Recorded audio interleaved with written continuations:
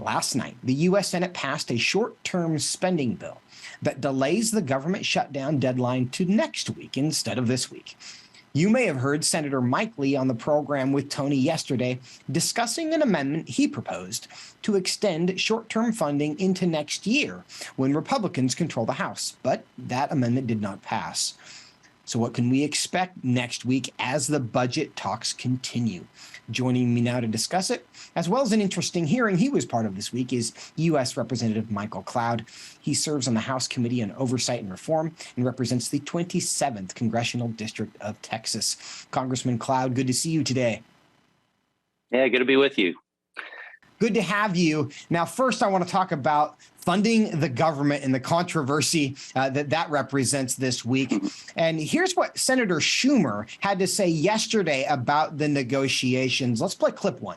Nobody's going to get everything they want, but the final product will include wins everyone can get behind, including passing the Electoral Count Act, emergency aid for Ukraine, and funding for our kids, our veterans, our small businesses, and our military families. No drama, no gridlock, no government shutdown this week. It's a win for the American people. Representative Cloud, do you agree with that?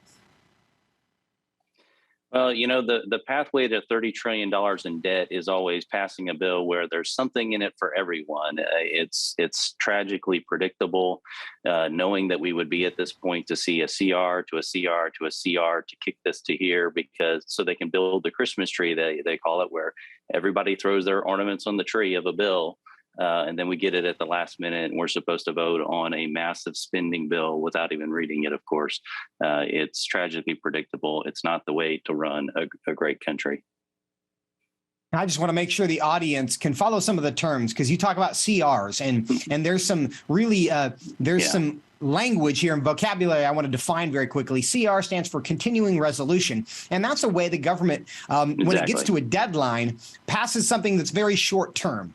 And so that's what they just did, extending. So we're going to fund the government for one more week until next week when they pass what's going to be referred to as this omnibus bill. And that's something, and I'm actually going to let Senator Lee described this omnibus bill and the process, because the concern here is at the threat of not funding the government, we're going to create this big giant bill that we don't debate the particulars of, but we're all going to pass it just so the government doesn't shut down. And here's what Senator Lee says the impact of that is. Let's play clip 2 and then clip 4, and then Representative Cloud, I'm going to give you a chance to respond. There seem to be people who want to make sure that all spending decisions are wrapped into one spending bill. Very often, those are wrapped together in one omnibus spending package and then held off until a day or two, sometimes just hours, before the government is set to shut down. That's when the magic happens. But it's not good magic, it's really bad magic.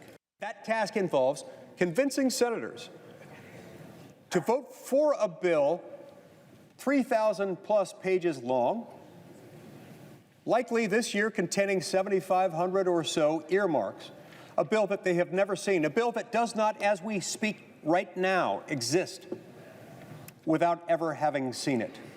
We all know that this is wrong. We all know that this is a corrupt way to run a government. This is a corrupt process that brings about all kinds of special interest giveaways. And in the absence of the light of day, they pass with the threat, the extortive threat, of a government shutdown or canceling Christmas. Members end up voting for that which they know they have no business supporting. Representative Cloud, is that a fair description of what's happening right now that Senator Lee just gave? That's a very fair description. And what's really sad about it is the fact that this isn't like a first time thing. This is almost predictable.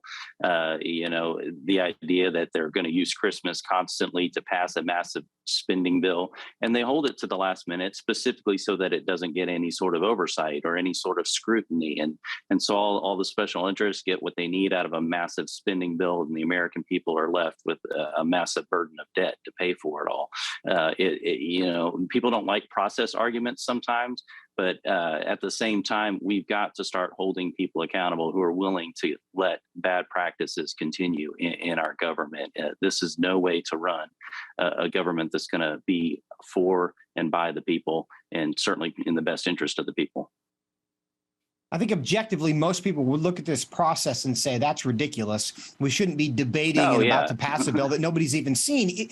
What's the solution to this? Is it just people becoming aware and holding elected officials accountable? Is there something that those who are currently elected can do to stop this process from becoming basically an annual habit? For sure. You know, the fiscal year is supposed to end in September, and we're supposed to pass 12 appropriations bills through the course of the year to fund the government. That doesn't happen, rarely happens, hasn't happened in a long time. And what we do is everybody ends up throwing this into this massive, huge bill that gets very little scrutiny at the end. And it's very simple. What representatives or senators can do is you vote no. And a lot of times, you know, people ask me, well, why did you vote for this or against this or this or this? And it's like, well, this is why, because it's a bad way to run a government. There's a bunch of stuff in it that we shouldn't be spending on it. Sure, there's going to be, when you're spending $1 trillion or plus, there's going to be a couple good things in it. But as long as we continue to let this kind of malfeasance happen in our country, we're going to get more of it. And so we've got to have enough people saying enough is enough. You know, we are at a very dangerous point when you study the rise and fall of nations from a fiscal standpoint. We're the world's reserve currency, but not acting like it. You know, we've got to get serious about good governance if we're going to turn this around. Now, Representative Cloud, I'm going to switch topics on you. You sit on the House Oversight Committee. Earlier this week, the Democrat majority on that committee, they scheduled a hearing on anti-LGBTQ violence. Now, of course, everyone is anti-violence. But in that in that committee, you had a conversation with Dr. Jesse Pocock, who's the CEO and executive director of a group called Inside Out, and they help children get gender denial surgery. They would call that gender affirming surgery, but it helps them deny their biological sex and live as the opposite sex. So I like to refer to it as gender denial surgery. And you had an exchange with her that was very interesting. Let's play clip 6, and then I want you to react to this. You do a significant amount of your work with kids even starting at age 13. Yeah. What would be the age of consent then in your mind? In our community, the age of consent to mental health therapy is 12 years old. Representative Cloud, that answer surprise you? In a way, no, because this isn't the only hearing I've sat in where you see this kind of same ideology being pushed. And I started off the question asking, like, what's the role of the traditional nuclear family in this whole process and what you see, and talking about the role that parents could or should play in these kind of discussions and what's going on and whether they have a right to know what's going on in the lives of their children. And this is just one example of many I've seen through the course of time on that committee, where you see this movement to push this onto our kids, but not only push it onto the kids, but do it to intentionally do an end around the parents being involved in these sorts of discussions. And it's very troubling to see this continue. Now, when she says the age of consent to mental health therapy is 12 years old, do you take that to mean merely conversations in terms of mental health therapy, or does this extend to hormone treatments and potentially surgical interventions? Yeah, I don't know the exact timeline in their organization of how they do it, but I know that they begin at that point starting to talk and kind of prepare them in that direction, again, without the consent of parents, on the way to hormone therapy and then to surgery and those kind of things. The other thing I asked her about was what about these people coming out detransitioning? What's their story then? You know, did they get it wrong, or is it this fluid thing? Just wanted to get her take on it. And basically she denied that it was even happening, that there aren't a such thing as detransitioners, when, you know, it's there's plenty of stories of people coming out now saying, you know, that was a season in my life and I wish I could have it back because I did irreversible damage to my body. I can't have kids anymore and the like. And, you know, so this is definitely, you know, we've got to stop any sort of movement that's trying to divide parents from their kids and restore the role of our family in our society. I think it makes sense why they would want to deny the existence of detransitioners, because frankly, the implications for those who make a living cutting off the genitals of children and sometimes adults in this cause, the implications of that are very hard to swallow if you recognize, if they're willing to acknowledge you might have made a mistake. You've essentially ruined someone's life without maybe full consent from them, and there's nothing that you can do to give that back to them. But you've also mentioned the conversation that you had about parental rights. Dr. Pocock addressed the issue of whether parental consent should be involved in these cases. Here's what she had to say. Let's play clip 5. In terms of parents' rights to know at schools, I mean, here in Colorado, parents don't have the right. If a young person is questioning their gender or their sexuality, there are laws in place that say that they have the right to process that with their trusted counselor and so forth. Representative Cloud, in light of that perspective, parents don't have those rights. They have the right to just talk about that with their quote unquote trusted counselor, whoever that is. What should parents be doing in response to this kind of a revelation?